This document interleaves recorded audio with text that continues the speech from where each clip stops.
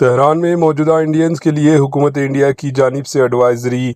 ایران میں انڈینز کی سفارت خانہ نے تہران میں موجود انڈین اسٹوڈنٹ کو محفوظ مقامات پر پہنچا دیا ہے۔ وزارت خارجہ نے ایک بیان میں یہ جانکاری دی۔ بیان میں یہ بھی کہا گیا ہے کہ دوسرے انڈین باشندوں کو بھی جن کے پاس اپنا ٹرانسپورٹ کا بندوبست ہے، ان کے بھی مشورہ دیا گیا کہ حالات کے پیش نظر وہ بھی وہاں سے محفوظ مقامات پر چلے جائیں۔ دوسری جانب ایران اور اسرائیل میں موجودہ حالات و واقعات کے پیش نظر وزارت خارجہ نے صورتحال کی نگرانی اور بھارتی شہریوں کی مدد فراہم کرنے کے لیے 24 گھنٹے دن رات کام کرنے والے ایک کنٹرول روم قائم کیا ہے۔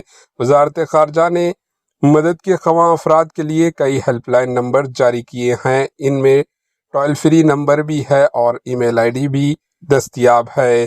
Bureau report, AHN news.